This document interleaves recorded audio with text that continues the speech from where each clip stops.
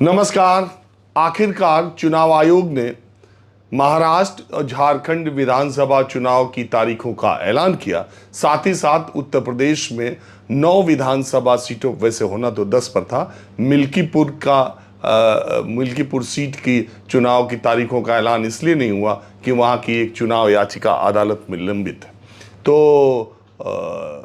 और भी राज्यों के बाई इलेक्शंस का ऐलान किया, लेकिन मुख्यतः मैं आज 3 की चर्चा कर रहा हूं।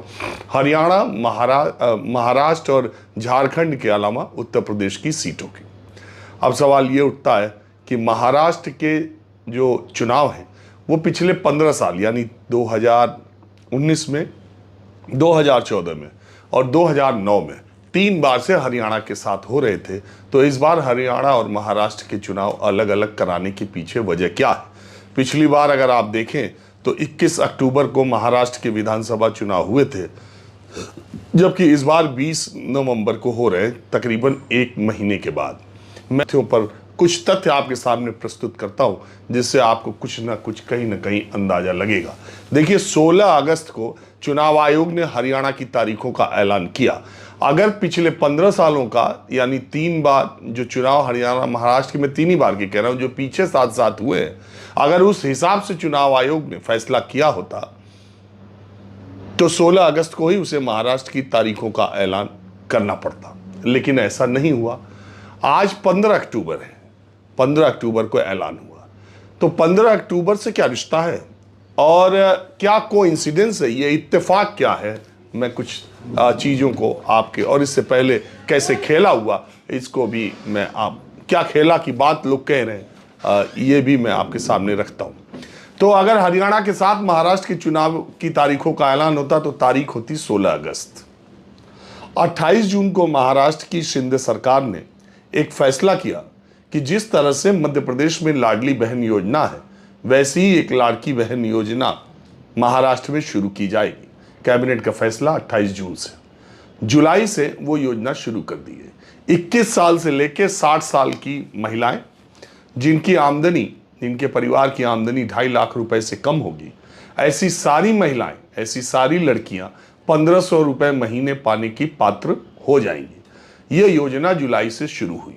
अगर 16 अगस्त को हरियाणा के साथ महाराष्ट्र के चुनाव होते तो महाराष्ट्र की माताओं और बहनों के अकाउंट में सिर्फ 1 महीने की राशि पड़ती, लेकिन ऐसा नहीं हुआ। जब महाराष्ट्र के चुनाव नहीं घोषित हुए तो क्या हुआ, उसकी मियाद बढ़ाती गई महाराष्ट्र सरकार की, और इस योजना के तहत अप्लाई करने की आखिरी डेट 15 अक्टूबर थी, जिस 15 अक्टूबर की शाम को 3:30 बजे चुनाव आयोग ने तारीखों का ऐलान किया। सबसे बड़ी बात तो यह है कि सरकार ने, महाराष्ट्र की सरकार ने महिलाओं के खाते में 1500 रुपए जुलाई का, 1500 रुपए अगस्त का, 1500 रुपए सितंबर का डाल दिया। और इसके अलावा महाराष्ट्र सरकार ने चुनाव की तारीखों की घोषणा से पहले यह ऐलान कर दिया कि आने वाले 2 महीनों यानी अक्टूबर और नवंबर जब चुनाव होंगे, उसका पैसा पहले एडवांस ही महिलाओं के खाते में डाल दिया जाएगा, 3000 रुपए, और कुछ महिलाओं के खाते में 5500 रुपए खाते में डाले जाएंगे। वो दिवाली बोनस के तौर पर चुनाव से पहले ही, चुनाव की घोषणा होने से पहले यह फैसला कर दिया कि 5500 रुपए तक महिलाओं के खाते में जाएंगे। वो महिलाएं दिव्यांग होंगी, गरीबी रेखा के नीचे होंगी, जिनके में 2500 अतिरिक्त बोनस जाएगा। यानी अक्टूबर और नवंबर की किस्त भी चुनाव आयोग की तारीखों की घोषणा से पहले ही देने का फैसला कर लिया गया। तो इस तरीके से अगर 16 अगस्त को हरियाणा के साथ महाराष्ट्र के चुनाव होते तो ये लाडली बहना योजना जो के तर्ज पे जो लाड़की बहन योजना महाराष्ट्र में शुरू हुई है, उसकी सिर्फ एक किस्त जा पाती। वैसे जुलाई, अगस्त, सितंबर, अक्टूबर, नवंबर 5 किस्त सारी महिलाओं के खाते में पहुंच जाएगी। महाराष्ट्र में, मध्य प्रदेश में बीजेपी सरकार के वापस आने की बहुत बड़ी वजह लाडली बहना योजना कहा जा रहा है। 2.5 करोड़ मतदाताओं ने, महाराष्ट्र की 2.5 करोड़ महिलाओं ने इस योजना के तहत अपना पंजीकरण कराया है, और अब आप समझिए कि चुनाव से पहले 2 एडवांस किस्त उनको मिल जाएगी। ये फैसला महाराष्ट्र की शिंदे सरकार ने लिया और चुनाव आयोग ने उस समय चुनाव तारीख न ऐलान कर 15 अक्टूबर जब उसके आवेदन की अंतिम तिथि थी उस दिन तारीखों का ऐलान किया। ये इत्तेफाक हो सकता है, ये प्रयोग हो सकता है, प्रधानमंत्री के शब्दों में वो संयोग और प्रयोग कहते हैं ना, तो चाहे जो हो। एक बात तो ये, दूसरी बात, महाराष्ट्र की शिंदे सरकार ने चुनाव की तारीखों की घोषणा से पहले 24 घंटे पहले, कुछ 30 घंटे मान लीजिए पहले, एक और बड़ा अजीबोगरीब, मतलब अजीबोगरीब तो नहीं कहता, एक लोक लुभावन फैसला किया। देखिए, दहिसर से, वाशी से 5 तरीके से आप मुंबई में घुसते हैं। मुंबई में 3 दर्जन के करीब विधानसभा की सीटें, तो जब भी आप गाड़ी लेके मुंबई में घुसते हैं तो 45 रुपया टोल टैक्स लगता है। महाराष्ट्र की शिंदे सरकार ने अभी 1-2 दिन पहले ही फैसला किया कि अब वो टोल टैक्स 45 रुपए का नहीं लिया जाएगा। किसी भी प्रकार के छोटे वाहन से अब टैक्स नहीं लिया जाएगा। ये भी फैसला चुनाव आयोग की तारीखों के ऐलान के पहले लिया गया। अच्छा, ऐसा नहीं है कि किसी सरकार ने पहली बार ऐसा फैसला किया है, पहले भी चुनाव की तारीखों का ऐलान से पहले इस तरह के फैसले किए गए, और ताबड़तोड़ फैसले तो नायब सिंह सैनी ने किए थे। 3:30 बजे की प्रेस कॉन्फ्रेंस से 8:30 बजे सुबह 9 बजे नायब सिंह सैनी ने 525 करोड़ रुपए किसानों के खाते में ट्रांसफर करने का आदेश किया। ठीक इसी तरह से महाराष्ट्र की सरकार ने ओबीसीज का क्रीमी लेयर 8 लाख से बढ़ाकर 15 लाख रुपए करने का, जैसे ओबीसी का 6 लाख से 8 लाख करने का हरियाणा की सरकार ने फैसला किया। महाराष्ट्र की सरकार ने केंद्र को अपना प्रस्ताव भेजा है कि वहाँ की क्रीमी लेयर का 8 लाख से इनकम की जो स्लैब है उसको 15 लाख तक बढ़ा दी जाए। तो इस तरीके से महाराष्ट्र के चुनाव के तारीखों के ऐलान से पहले ये फैसले वहाँ पर कर लिए गए हैं। 2.5 करोड़ महिलाओं का तो जो मैंने आपको बताया एक गेम चेंजर साबित हो सकता है, खेला इससे भी हो सकता है। अब बात आते हैं उत्तर प्रदेश के तारीखों के ऐलान की। अभी मैंने किसी नेता से, 2-3 पार्टियों के नेताओं से मैंने कहा कि जब झारखंड में 2 चरण में चुनाव हो रहे थे 13 और 20 को, महाराष्ट्र में एक ही चरण में चुनाव हो रहे हैं 20 को, तो पिछली बार भी महाराष्ट्र में एक ही चरण में चुनाव हुए थे तो इस बार भी हो रहे हैं, कोई बात नहीं। झारखंड में तो पिछली बार 5 चरणों में हुए थे, इस बार 2 ही चरण में हो रहे हैं। और दूसरी बात है कि चुनाव आयोग के पास समय भी नहीं था कि वो इस तरीके से कर सके, क्योंकि उसे 26 नवंबर से पहले महाराष्ट्र के चुनाव की सारी प्रक्रिया को पूरा कर लेना था। चूंकि उन्होंने चुनाव इस बार देरी से कराने का फैसला किया, वैसे तो एक देश एक चुनाव की बात होती है, लेकिन कश्मीर का चुनाव अगर कराना पड़ जाए तो महाराष्ट्र का चुनाव टालना पड़ जाता है, ये भी तर्क दिया जाता है। बहरहाल चुनाव आयोग संवैधानिक संस्था है और उसके क्रियाकलाप पर हमें पूरा भरोसा रखना चाहिए, वैसे लोगों को आजकल कम है। तो बात ये मैं कह रहा हूँ, लोगों को सवाल चुनाव आयोग की कार्यप्रणाली पर भी उठाते रहते हैं। हालांकि चुनाव आयोग ने आज भी ईवीएम की बात को लेकर के कहा, तो सवाल ये उठता कि उत्तर प्रदेश की मैं बात कर रहा था कि 13 नवंबर को वहाँ बाई इलेक्शन होंगे, तो ये बाई इलेक्शन 20 को भी हो सकते थे। 20 को दूसरे चरण का झारखंड में है, महाराष्ट्र में भी 20 है, तो उत्तर प्रदेश में भी 20 होता, तो 45 दिन कम से कम, जो कहते हैं कि 45 दिन चुनाव की घोषणा आदर्श आचार संहिता लागू होने के बाद 45 दिन के भीतर चुनाव होना चाहिए। वैसे तो 45 दिन अब बचा नहीं, 45 दिन 35 दिन में सब चुनाव हो जाने, तो चुनाव लेट भी हो सकता था। उत्तर प्रदेश में 20 को भी हो सकता था। लेकिन एक मज़ेदार बात किसी ने मुझसे कही, उन्होंने कहा देखिए, बीजेपी के लिए महाराष्ट्र बहुत इम्पोर्टेंट है और बीजेपी के लिए यूपी भी बहुत इम्पोर्टेंट है। योगी आदित्यनाथ या दूसरे लोगों की महाराष्ट्र में बहुत ज़रूरत पड़ेगी बहुत सारी सीटों पर, इसलिए उत्तर प्रदेश का चुनाव पहले ही निपटा दिया गया ताकि महाराष्ट्र के आखिरी 1 हफ्ते में पूरी ताकत बीजेपी महाराष्ट्र में लगा सके। इसके अलावा आज की प्रेस कॉन्फ्रेंस में चुनाव आयोग ने कुछ महत्वपूर्ण बातें कही जो आपके बताने लायक है। उन्होंने कहा कि जो एग्जिट पोल है और जब नतीजे आने लगते हैं तो लोगों की ऐसी अपेक्षाएं, ऐसा माहौल देश में बना रहता है कि जो एग्जिट पोल है नतीजे भी उसी तरह के आएंगे, और जब उलट आते हैं तो एक फ्रस्ट्रेशन पैदा होता है। बड़ी मज़ेदार बात चुनाव आयोग ने ये कही कि हम तो इलेक्शन कमीशन में बैठे देखते रहते हैं, हमारी काउंटिंग शुरू होती है 8:30 बजे, और तब तक टीवी चैनल न जाने कितने सीटों की बढ़त दे देते हैं। मैंने भी 8 बजे हरियाणा के चुनाव के नतीजों के समय, मानक हमारे एंकर थे, उन्होंने मुझसे पूछा तो मैंने कहा अपने स्टूडेंट लाइफ में मैं काउंटिंग एजेंट भी रहा हूँ एक आध कैंडिडेट्स का। मामा भी मेरे एक बार बहुत पहले चुनाव लड़े थे, तो मुझे मालूम है कि 8:30 बजे के पहले कोई काउंटिंग नहीं होती। 8 बजे तो सब लोग चाय पीते हैं, हाथ मिलाते हैं। तो यही इलेक्शन कमीशन ने कहा कि 9 बजे तो हमारी काउंटिंग शुरू होती है। 9 बजे के पहले 8:30 शुरू होती है और 9 बजे 9:01 9:02 तक पहला राउंड पूरा होता है और हम पहली बार 9:30 बजे इलेक्शन कमीशन की वेबसाइट पर अपडेट करते हैं। इसी तरह आवरली करते जाते हैं और ये पता नहीं कहाँ से इतना तेज़ी से आगे आता है और बाद में नतीजे जब एग्जिट पोल के उलट आते हैं तो फिर एक फ्रस्ट्रेशन लोगों में आता है और तमाम तरह की शिकायतें करते हैं।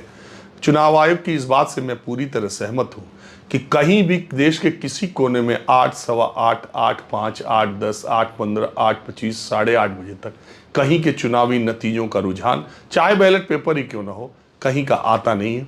ये एक टीआरपी की और एक लोगों में उत्सुकता जगाने की एक होड़ के तहत इस तरह के मुझे लगता है कि मीटर आते रहते हैं। हालांकि मैं भी चैनल में काम करता हूं, लेकिन कई बार ये माना जाता है कि ग्राउंड से रिपोर्टर्स ऐसी जानकारी दे रहे हैं। पता नहीं उन रिपोर्टर्स, वो रिपोर्टर भी जैसी डिमांड वैसी सप्लाई करते हैं या क्या बात है। तो बहरहाल ये एग्जिट पोल को और ईवीएम की मशीनों को जो लेके 99% चार्ज होने की बात कही गई है, इलेक्शन कमीशन ने कहा कि ऐसी हरियाणा के चुनाव की 20 शिकायतें आई हैं और वो 20 की 20 शिकायतों का लिखित तौर पर जवाब दिया जाएगा। और तो महाराष्ट्र के बाद अब बात झारखंड की। असल में देखिए, एक हम लोग की तरफ कहा यह जाता है कहावत कि धरती वीरों से खाली नहीं है। तो ये महाराष्ट्र की जो बात मैंने बताई, तो झारखंड में हेमंत सोरेन सरकार कहाँ पीछे रहने वाली थी। जैसे ही महाराष्ट्र में लाडली बहना योजना की तर्ज पर योजना शुरुआत की गई, वैसे ही झारखंड के मुख्यमंत्री हेमंत सोरेन भी जेल से आते ही उन्होंने जो फैसला किया कि मुख्यमंत्री मैया सम्मान योजना के तहत 1,000 रुपये 18 साल से 50 साल के बीच की महिलाओं को दिए जाएंगे। 1,000 रुपये उनके खाते में दिए जाएंगे। रक्षाबंधन के मौके पर इसकी पहली किस्त जारी की गई और दूसरी किस्त, 3 किस्त इसकी भी जा चुकी है। अब लेकिन दिक्कत में पड़े क्या हेमंत सोरेन? दरअसल अब क्या है कि राजनीतिक दलों, हालांकि ये बात हिंदुस्तान की राजनीति में नीतीश कुमार की वजह से ज़्यादा स्थापित हुई कि महिला वोट बैंक चाहे तो किसी को भी जीत हार दिला सकती। नीतीश कुमार को जो दूसरी बार सफलता मिली थी 2005 के बाद, उसमें बहुत बड़ा कारण महिलाओं को माना गया कि शराबबंदी के फैसले, पंचायतों में महिलाओं को आरक्षण दिए जाने के फैसले, इन सारे फैसलों की वजह से नीतीश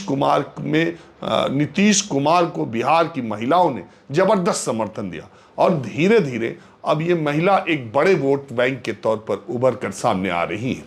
महिलाओं ने कई जगह की बाजी पलटने में एक योगदान दिया है।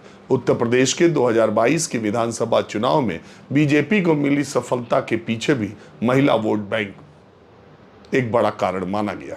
अब महिला और मध्य प्रदेश, जैसा मैंने बताया कि मध्य प्रदेश में लाडली बहना योजना को एक बहुत सफल कारक के तौर पर भी देखा गया। मतदान के समय ही उस समय उसका पैसा भी आया था और महिलाओं में 1,500 रुपये गांव की महिलाओं, गरीब महिलाओं के अकाउंट में हर महीने आना।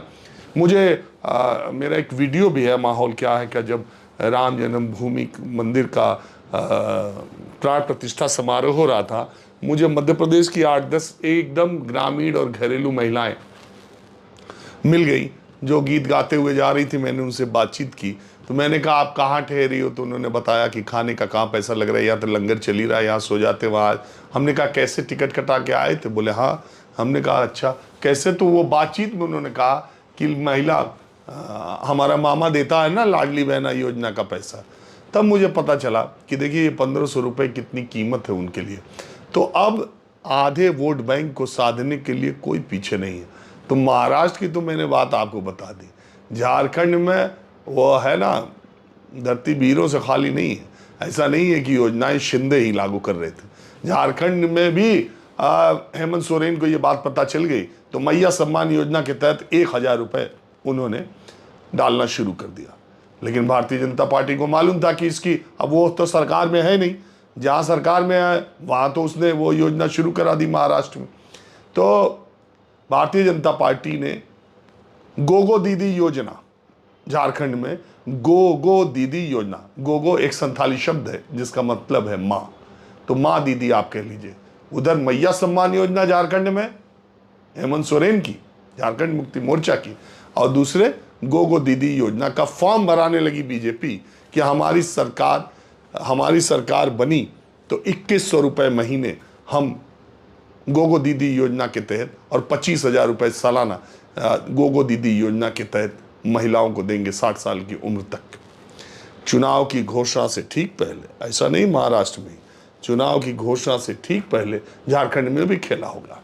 क्या हुआ, झारखंड के मुख्यमंत्री ने सोमवार को कैबिनेट की बैठक हेमंत सोरेन ने बुलाई और गोगो दीदी योजना से तो बहुत भड़क गए थे, कह रहे थे FIR कराएंगे चुनाव आयोग में, हम इसकी शिकायत करेंगे कि ये फॉर्म भरा रहे हैं और ये महिलाओं को बरगला रहे हैं। लेकिन उन्होंने सोमवार को बैठक बुलाई और बैठक में उस 1,000 रुपये की राशि को 2,500 रुपये करने का फैसला कर दिया और उन्होंने कहा कि दिसंबर महीने से, यानी दिसंबर तक हमारी सरकार बन जाएगी। अगर ये मैसेज देने की कोशिश है कि दिसंबर महीने से 2,500 रुपये महिलाओं के खाते में, अब मैया सम्मान, मुख्यमंत्री मैया सम्मान योजना के तहत 2,500 रुपये देने का ऐलान उनकी कैबिनेट ने कर दिया। तो ये सब खेला महाराष्ट्र और झारखंड में चुनाव की घोषणा से पहले हो गया। चुनाव की घोषणा में थोड़ी देरी महाराष्ट्र में हुई तो महाराष्ट्र की सरकार ने उसका पूरा पुरजोर फायदा उठाया। झारखंड का चुनाव थोड़ा लेट भी हो सकता था, लेकिन हेमंत सोरेन को यह मालूम था कि महाराष्ट्र के साथ ही झारखंड की भी योजना शुरू हो सकती। तो जिस जिस नक्शे कदम पर महाराष्ट्र की सरकार चली, उसी नक्शे कदम पर हेमंत सोरेन ने भी योजनाओं का पिटारा खोल दिया। देखते जाइए इन सरकारों का क्या होता है। और चुनाव से ठीक पहले और चुनाव के तारीखों के ऐलान से पहले मुख्यमंत्रियों के ये किए गए खेला से वहाँ की जनता क्या जवाब देती है महाराष्ट्र और झारखंड में। वैसे इन दोनों राज्यों के चुनावी दौरे पर मैं रहूँगा ही, इधर बीच 2-3 दिन से कुछ तबीयत नासाज चल रही है, लेकिन मैं जल्दी ही इन तीनों राज्यों का, उत्तर प्रदेश के बाई इलेक्शन का अपना दौरा शुरू करूँगा। बहरहाल नमस्कार।